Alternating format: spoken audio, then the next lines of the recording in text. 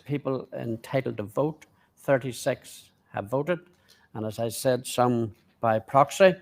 But that gives a result of 89% endorsement for Sir Geoffrey Donaldson. That transfers into actual votes of 32 for, 4 against, giving you a result of 89%. In anybody's calculation, that's very decisive. Congratulations, Geoffrey. And we will...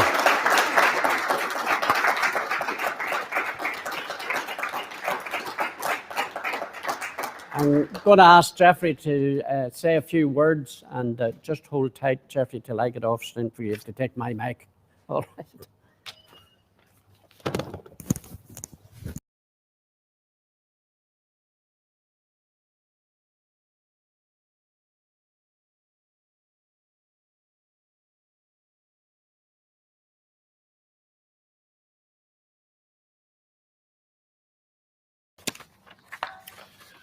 Mr. Chairman and colleagues, first of all, I want to thank all of you, our Electoral College, for your resounding support this morning, which is truly appreciated, and for all of you who've come along today to cast your vote. And I believe that this result puts our party back on course again as a strong and united team. And I think the decision we have made today will send a very clear message out to our supporters and to the people of Northern Ireland that the Democratic Unionist Party is united and determined to take this place forward. And I recognise that Northern Ireland is a changed place from the one that we inherited when we became the largest party.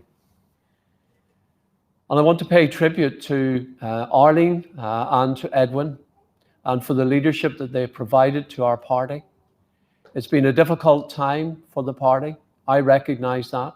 But I think the decision we've made today is the first step on our journey to be a strong and united party, Northern Ireland's largest party, leading unionism forward, leading Northern Ireland forward. And I will build upon the work of my predecessors and seek to work with all of you, our members of Parliament, our members of the Assembly, and of course our team of councillors and our membership right across Northern Ireland to strengthen this party and to provide the leadership that Northern Ireland needs at this time. I believe that much of the change that has occurred in Northern Ireland is the result of the hard work that this party has provided and the stability that we have delivered for Northern Ireland over the past few years. We have done much as a party. We've achieved much, but there is more that we need to do. For unionism, the reality is that we have the greatest potential. Pro-union support in Northern Ireland is greater than pro-union party support. And therefore, I believe as a party and for unionism, we have the opportunity to advance again. There is a new and growing community that has a deep attachment and pride in Northern Ireland. And our challenge is to fulfil that potential, cooperating and collaborating with like-minded unionists, and I will be reaching out to our fellow unionists to work with them in building support for the union across Northern Ireland, bonded by a unity of purpose in seeking to achieve the best for this place that we love. Our goals must be to deepen our union, to advance Northern Ireland and to deliver for all. During the COVID pandemic, we have seen the sheltering arms of the British nation wrapped around each of us during the COVID crisis. Whether it was the furloughing scheme, sustaining businesses, providing support for people who were unable to work, whether it was the resources that we were provided for by Westminster, for our health system, for our education, for local economic initiatives. That money was crucial in keeping Northern Ireland going during the pandemic. And that money came from being part of this United Kingdom. Our National Health Service, our vaccination programme, world-leading vaccination programme, These are the products and the benefits of being part of the United Kingdom, and we want to build on that. And our DUP ministers have charted the way forward with ambitious programs for new and better jobs through the Department for the Economy. And I pay tribute to Diane and the work that she did and that Paul has taken forward since then. Also in education, tackling educational underachievement. Again, something initiated by Peter Weir and taken forward now by Michelle McElveen. We need to invest in the next generation. And of course, tackling climate change and dealing with our environment and supporting our biggest industry in agri-food. And Edwin continues to undertake that vital work. At Westminster, we will continue to support Northern Ireland, to seek support for Northern Ireland, to copper fasten our place within the United Kingdom. And it was the DUP, through our confidence and supply agreement, that secured the resources that were needed to begin the vital process of reforming our health service and prioritising mental health support. Now, as we emerge from this pandemic, this approach is even more important than ever. And we will continue to press for the resources that we need to support the reforms that are required in our health service and indeed across our public sector. We need to ensure that our COVID heroes in the health service and in other public services are freed from outdated systems and rewarded with the new opportunities of specialist roles. With all of my colleagues here, I want to build a Northern Ireland that is more prosperous, well-educated and healthier. This will ensure that Northern Ireland's best days are yet to come. However, we cannot ignore the poison that has been injected into our politics by the protocol. Anything achieved in Northern Ireland has been based on the consideration of a range of interests. It has been balance, not predominance, that has delivered the stability that we have much desired. But the protocol, from its conception to its operation, has been a lesson in imbalance, in inequality, and in imposition. The protocol has been described by Lord Frost as not sustainable, and we agree with that. But grace periods and extending grace periods are not the solution.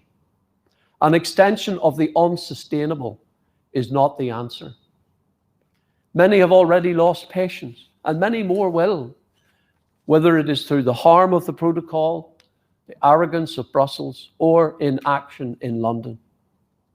For the past number of months, we as a party have been engaging with every level of government on this issue, on the protocol, and that engagement will continue.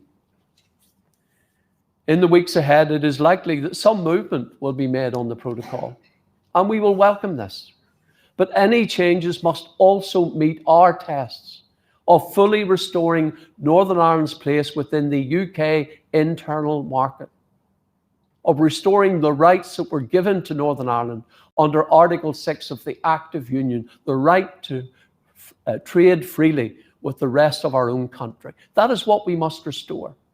The right of the people of Northern Ireland to trade freely within the United Kingdom. And the Prime Minister must deliver on the commitments he has made in Parliament to restore our place in the UK internal market. But let me also be clear that if London remains committed to delivering certain demands made by Sinn Féin in full measure, and at the same time fails to address unionist concerns on the protocol, and if they receive only lip service or half-hearted action, then this bias, this neglect of unionist concerns will not be tolerated. The government must listen to the concerns of unionists, just as they listen to the concerns of others. I will not shirk from the tough decisions that need to be made, but I want to be clear to the government. We expect them to act. We expect them to act to restore our place, our rightful place within the union. The ball is in the government's court on this, and the clock is ticking.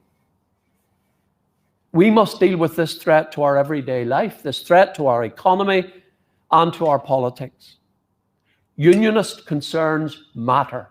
They matter to me, they matter to this party, and this party will take the lead in putting those concerns to the government, and we expect the government to act upon them.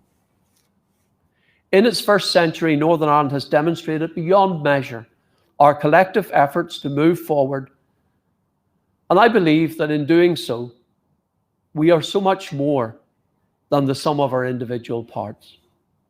In the next 100 years, let us build together a Northern Ireland that truly works for everyone, all playing our part to deliver on this positive vision, rekindling that spirit of a better future and fulfilling the full potential of our people. We must focus all of our efforts on building Northern Ireland's new century. I believe that today, my colleagues have taken the first step in the process of rebuilding this party, the strength of this party, the unity of this party. And I welcome that. And I give my commitment, if I am endorsed by the party executive next week, to lead this party forward in unity, with a togetherness and a vision for the future of Northern Ireland, a vision of a Northern Ireland that is at peace with itself, a vision for a Northern Ireland that is stable, where we have political institutions that deliver for the people of Northern Ireland, where the protocol and the harm that it has done is addressed and properly addressed by our government at Westminster. A Northern Ireland where we can work together, live together in peace. A Northern Ireland that is firmly part of the United Kingdom. Thank you.